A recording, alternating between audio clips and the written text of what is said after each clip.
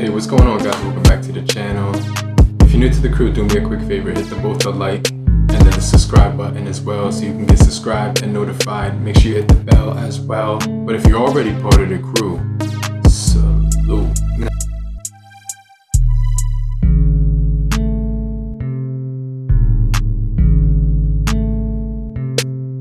I did pick up a BlackBerry Key 1, right? And this is a really good device from about 2017, so it's over 4 years old, but it has a really good place in my heart still, and I never actually used this device.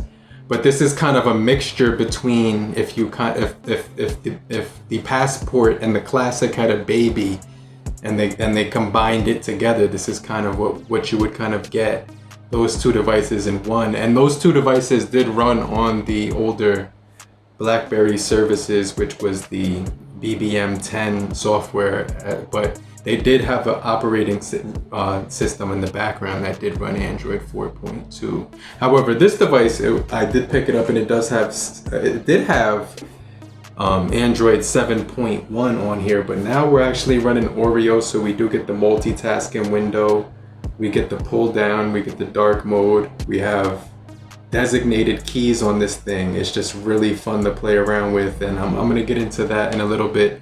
But do me a quick favor, if you're a new subscriber, or if you're just coming to the channel for the very first time, I appreciate you for coming through. Do me a quick favor, subscribe if you do enjoy what you see today. I definitely would appreciate that. I do hope that you do enjoy the content. But back to the BlackBerry Key 1. Now, this is the international model, and I wasn't expecting it to actually get any connection to my T-Mobile SIM card, which is actually, it's the Mint Mobile SIM card, which is actually running on the T-Mobile network. And it did, I put it in, we're getting 4G LTE on this device, which is pretty cool. And for the price I got this thing at, it was pretty crazy that this thing is actually rocking, some really cool specs right now. It also is rocking my SIM inside of it. It has a really good battery life, and I'm gonna get into that as well. The cameras are pretty good. They have 4K on them and take some pretty decent images and things of that nature. But what it all really comes down to is the security, which I'm gonna talk about, right? And I'm also gonna talk about the keyboard, because that's another thing that I really do find really good about this device, right? So yeah, I am getting the ability to switch it to a 4K 30 frames per second or 4K 24 frames per second, as well as 1080 30 or 1080 24. So the 720 has 60 frames per second, so that's how they did it on this one. So you could kind of see that they were kind of advanced for this time, and this device does have NFC on it. But the body of this phone, I'm going to get into, it has a really flat top to it that has the headphone jack right above top, and a microphone right above there as well. So you can kind of see it's got the microphone, the headphone jack.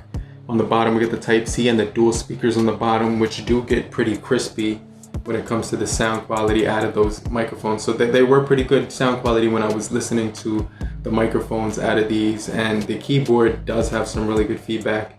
The keyboard also does have a fingerprint sensor inside of it, which is really crazy. And I could switch my screens. I could also scroll down with the keyboard as well. So the keyboard has a lot of functionalities to it. When you're typing, you could swipe back with it and it'll delete your last word that you were using. But 12 megapixel on the back, 8 megapixel on the front.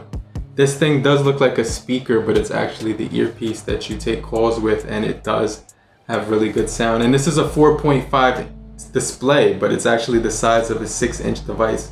But the 3/4 on the bottom takes up the, the keyboard. So hopefully the new BlackBerry that comes out in 2020, I don't know when it's gonna come out, but hopefully they do keep this physical keyboard, right?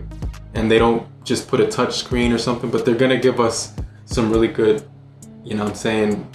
physical attributes. It's definitely gonna have a really good build quality, because BlackBerry has always been known for their build quality. They've also been known for their security, and they've also been known for they're really good built keyboards, as well as the software and security inside of them. So, right, this is the, the version that will give you,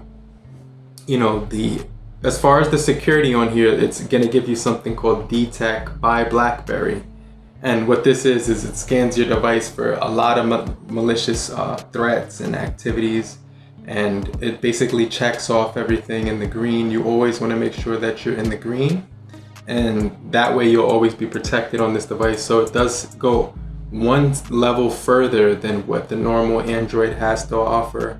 They have that like running in the background. So I think that's pretty cool that DTEK by BlackBerry is like a secure software that they're using, and you could definitely get that as well. You could also get BBM. I'm not sure who uses that, but the most important thing is that we do get modern day apps on this guy. So I have, apps like Bank of America Cash App, Venmo, my YouTube app that I normally use to monitor, the channel, shopping apps, Facebook, IG, things of that nature. So it's a really good device for just everything, right?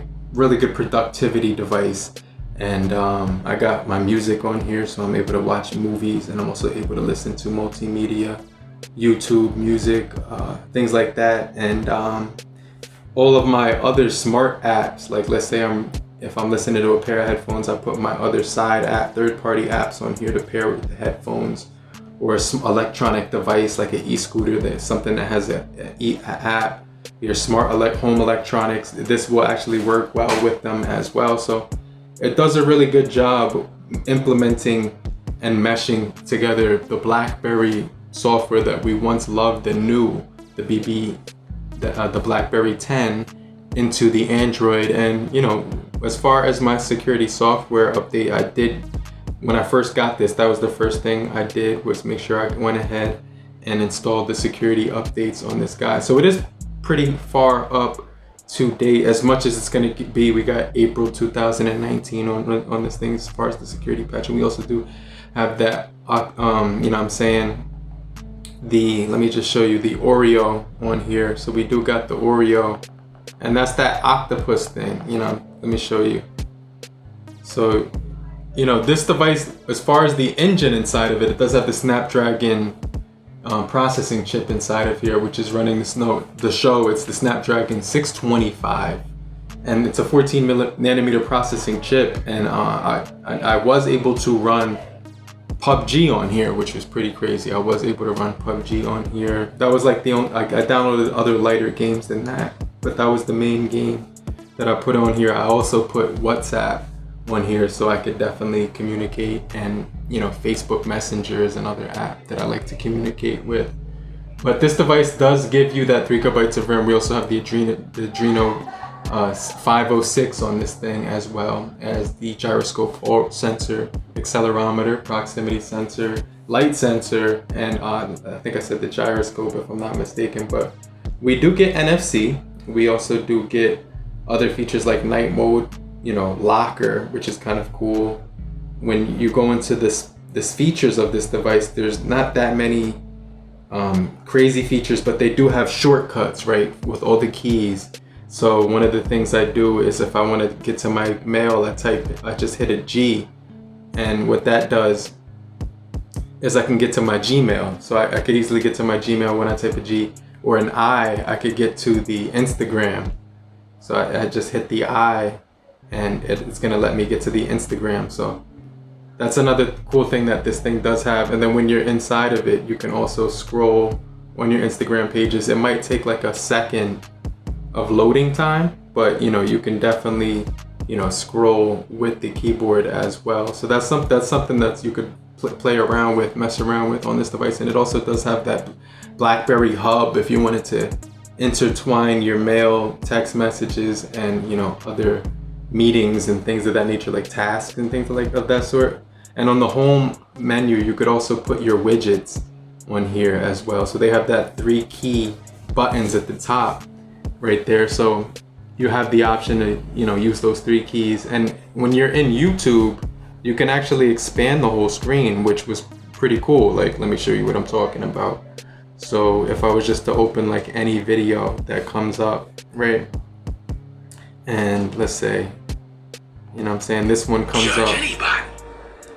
All of us. So let me just mute that real quick, just for the purposes of showing you the screen.